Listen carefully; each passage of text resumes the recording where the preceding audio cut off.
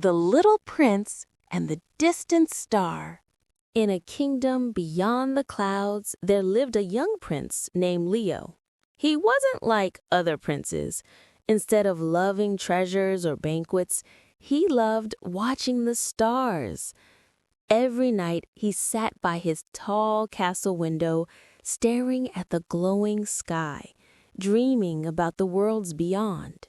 One night, as the stars twinkled brightly, one star shone brighter than all the rest.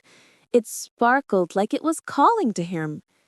The prince whispered, "I'll find you someday, beautiful star." And at that very moment, the star seemed to wink back. The next morning, Leo packed a tiny bag, a map, a sandwich, and his telescope.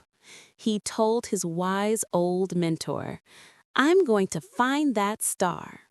The mentor smiled gently and said, "Then you must follow your heart. It knows the way." Leo set out on his adventure across golden fields and misty valleys. The wind carried songs of distant lands, and birds guided his way. He felt both scared and excited.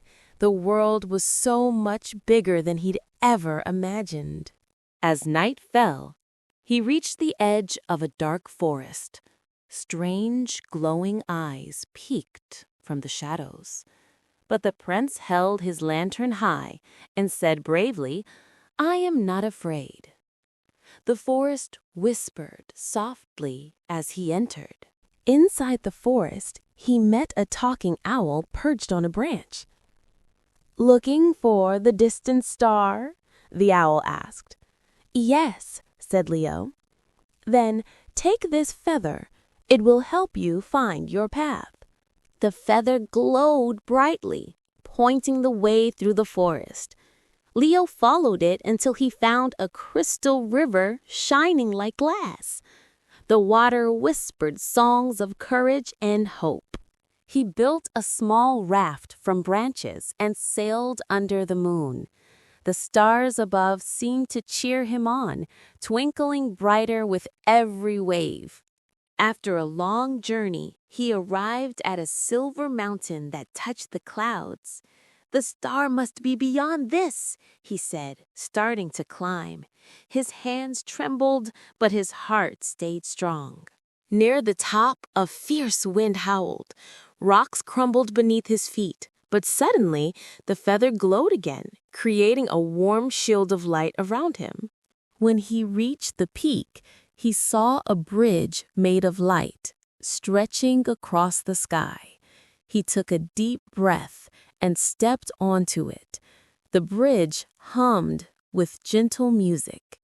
On the other side, he found the distant star, not just a star, but a gentle glowing spirit. "You came all this way to find me," it said softly. "Why?" Leo smiled. "Because you made me believe in something greater." The star shimmered with joy. "Then your wish is granted," it said. A beam of light wrapped around Leo, filling him with warmth and courage. When Leo opened his eyes, he was back in his castle, but everything felt different. The stars outside shone brighter than ever before. He ran to his mentor, saying, "The star was real. I saw it."